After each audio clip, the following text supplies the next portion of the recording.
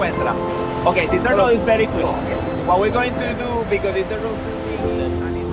Right now, this is the most important part of the process, right? These are when the eggs are laid.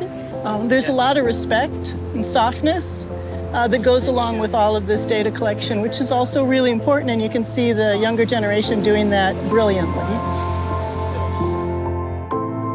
Eckert has devoted her life to protecting one of the ocean's most ancient mariners, the sea turtle.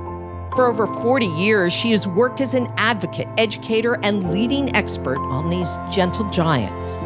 Eckert found her initial inspiration for nature exploring the forests and lakes of her home state of Minnesota with her mother, also a passionate naturalist.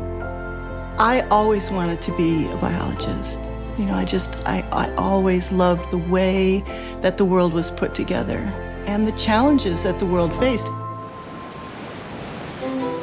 In the early 1980s, worldwide sea turtle populations were in serious decline. Facing threats from poaching, habitat loss, fisheries bycatch, and more, there was little coordinated effort to organize conservation across international boundaries. Eckert and her husband Scott were fresh out of college and looking to make a difference. Eckert took the reins of WIDECAST, a fledgling group of conservation volunteers working in a few areas of the Caribbean.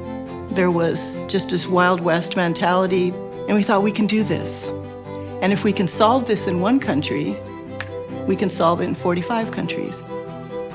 I just started visiting countries and just having a conversation. The science of sea turtle biology was in its infancy. Here you had two very young, fired up young biologists, and she literally built the program from the ground up.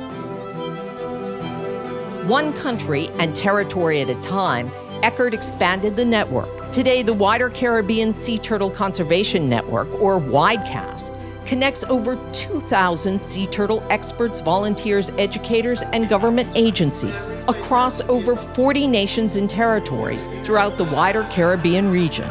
WIDECAST spearheads grassroots conservation and research programs, collaborates with local communities and governments, and provides a conduit of information, allowing each country to develop tailored solutions to mitigate the threats to sea turtles who know no boundary. They develop policies to develop law, for example, how to deal with light pollution, how to deal with development on the beach. We have to adapt it to our community. The biggest threat is urban development. The sea turtles need the beaches to reproduce. You know, it's part of their life cycle to lay the eggs there. So we have to manage a way that people can coexist with this sea turtle. For me, WIDECAST is a culture.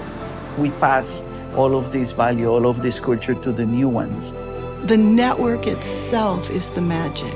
The idea that we have stayed together for decades, often with the same people at the helm, I think provides a model for conservation and influence.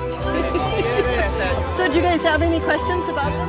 In Puerto Rico, they're absolutely protected. So she's not... Oh,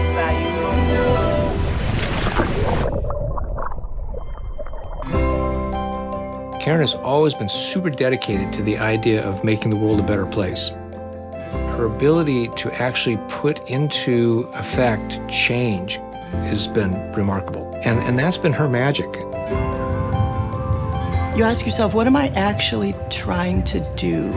There are only 7 species of sea turtle in the world, and we have rising populations for all of them. Nobody would have thought that that was possible back in the 80s and 90s. And that's the answer. Here we have the perfection of 100 million years of evolution. I think one of the things I'm most proud of is how we have changed the way that the Caribbean looks at its marine resources. It's when these animals come out of the ocean and right to you, doing their important work.